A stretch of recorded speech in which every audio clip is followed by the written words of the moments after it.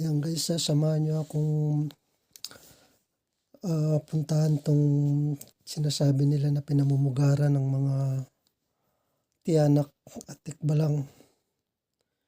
Hindi naman tayo naniniwala guys dahil hindi naman natin nakita. Pero yun ang mga sabi-sabi dito na mga farmers dito na matagal na rin nakatira dito sa lugar na to. So ngayon ay titingnan natin, pupuntahan natin itong lugar na to. Samahan niyo ko guys.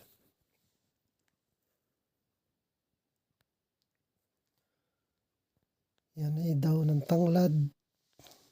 Okay na yan guys pag merong papaya at manok. Tamang-tama yung tanglad na yan. Ito guys yung mga dinadaanan natin ay may mga tawag dyan ay bayog. Hindi yan kawayan, bayog ang tawag dyan guys.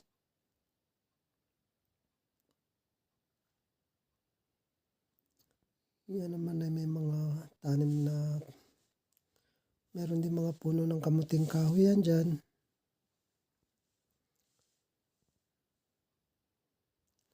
At ito ay meron tayong nadaanan ditong parang may tubig siya at may bakas ng hayop. Baka merong baboy damo rito na umiinom dito sa tubig na yan. Oh. May putik, may bakas eh. O baka mga unggoy lang. Kasi may mga unggoy rin din dyan, yung mga ka-vloggers. Yung nagtatanim dyan meron na siyang problema niya yung mga unggoy dahil kinakain yung inuukay mga laman ng kamote niya. Mga tanim niyang kamote. Mga perwisyo talaga yan, mga unggoy dyan. So dito, yung sabi ng mga matatanda rito, mayroon talagang lumilitaw na mga tiyanak at tikbalang daw dyan. Yan ay kwento ng mga matatanda rito sa lugar na to guys. Mayroon namang paniwalaan yan, kaya naisipan kong puntahan ng mag-isa itong lugar na to. Ayan, kasi sabi nga kahit sa katanghali ang tapat may nagpapakita raw yung mga tiyanak dito sa lugar na to.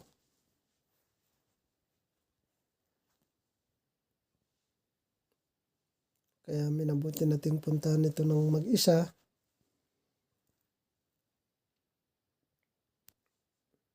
Ang problema lang dito guys, hindi ako nakapagsuot ng buta, protection kasi nakita nyo naman may mga dadaanan tayong talahib at baka makatapak tayo ng ahas dyan.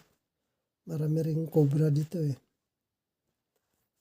Kaya delikado. Ayan matataas yung talahib dyan. Delikadong magpatuloy dyan dahil wala tayong suot na buta.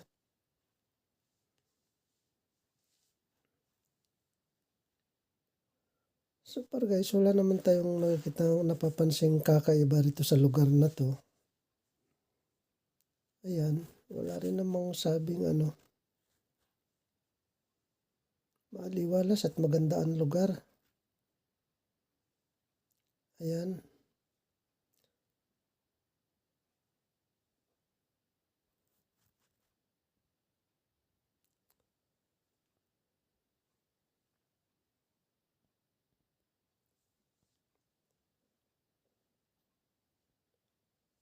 So ayan guys, minabuti ko muna lang na bumalik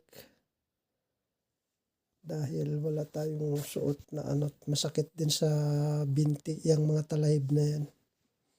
Naka-short lang kasi tayo guys. Magkakasugat-sugat yung binti natin dyan sa talahib.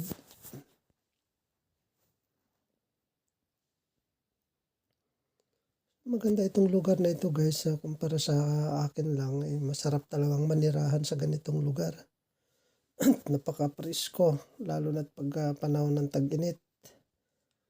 May mga kawayan at may mga bayog. Yan nakikita nyo yung guys, bayog yan. Matibay yan. Yan ang ginagawang pangkatig sa bangka. Matibay talaga yan. Yan namang mga puno na yan, ito yung tawag dyan, rubber tree. Ito, rubber tree yan guys, mga tanim na yan.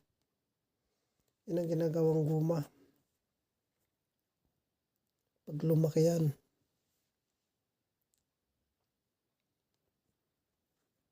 Ito naman ginagawang yung bayog, mga katig sa bangka. Diyan namang napakatibay niyan guys.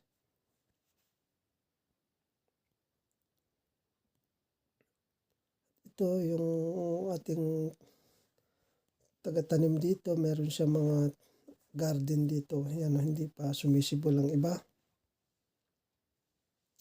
Yung taga-bantay. Yan naman, may mga puno ng kasoy. Yan, nakikita nyo ang kasoy yan. Kaya lang hindi pa siya panahon. So yan guys, tapos na tayo sa gubat. Puntahan naman natin yung ating fish pond guys. Ayan mga ka-farming. Silipin muna natin yung ating munting fish pond. Tilapia fish pond.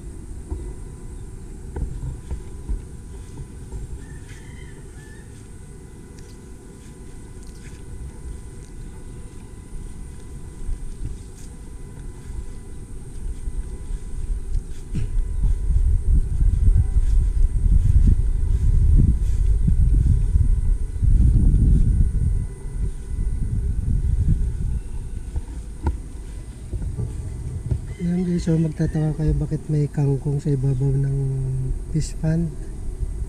Yan ay sinadya namin itanim yan para na rin pagkain nila. Wala kasing mabiling sa iba yung asula yung ginagamit nila ilalagay sa ibabaw ng fish pond nila. Kaya lang walang asula. Yung kangkong na yan ay kinakain-kain din ng mga tilapia yan. Kaya inilagay natin makatipid na rin sa feeds. Mahal na rin kasi guys ang isang sako ngayon ng feeds para sa pagkain ng mga tilapia ay nasa 1,500 na rin ang isang sako. So kung hindi ka maglalagay ng alternate na pagkain nila kagaya ng kangkong na yan o asula, magastos sa feeds papakain nila. Ito ang harvest nito guys, mga ka-fish pond ay nasa March, April. Okay na yan kasi alanganin pa yung ang laki ng mga yan. Pero nakailang harvest na rin tayo dyan guys.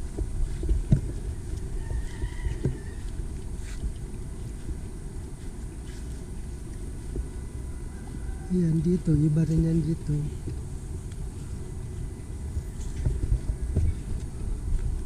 Yung mga tinatawag na fingerlings ay nililipat din natin para pare-pareho yung laki ng mga tilapia natin. Dito ka-harvest din lang dito guys. Kapag harvest kami rito medyo malalaki na yun nandito. Ayun guys. Ngayon hindi natin sila makitang lumilitaw, mamaya lilitaw yan. Sa umaga at saka sa hapon yung litaw niyan. Nasa ilalim lahat sila.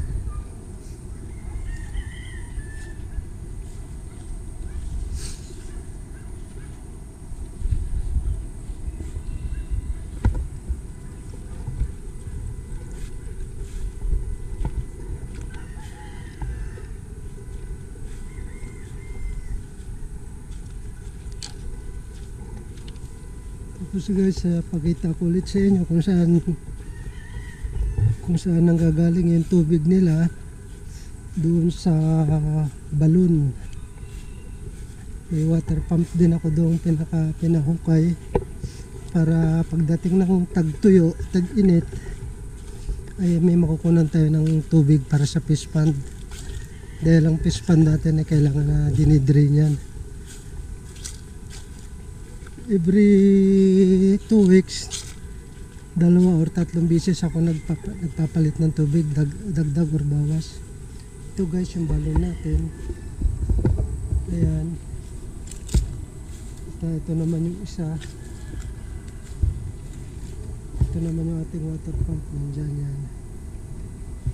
Pag tag-init, itong mga balon na ito ay hindi naman natutuyuan ng tubig. Kaya kahit mag-El Nino, talagang always may tubig yan. Yan yung pinapapunta natin doon sa ating fish pond. Gamit yung ating water pump na yan. Ngayon pa nagdidrain ng napapalit guys ng ng tubig sa fish pond. Meron naman tayong portable na water pump. Ito kasing water pump na yan mabigat. Talagang naka-stay din na yan dyan, naka-fix na yan dyan. Yung portable water pump natin, yun ang pinanglilimas natin ng tubig doon sa fish pond pag nagpapalit tayo ng tubig. So yun lang mga ka-fish pond. Update lang sa ating fish pond ngayon kasi tag-ulan, kaya hindi masyadong hindi natin kailangang palagi ang magpalit ng tubig dahil malakas ang ulan, kaya nadadagdagan yung tubig sa fish pond, nalilinis siya, pero may water level naman yan kaya hindi siya aawas talaga. So yun lang mga ka-fish pond. Huwag niyong kalimutang mag-subscribe sa ating munting channel, ang Ram 610 Farming. Bye bye.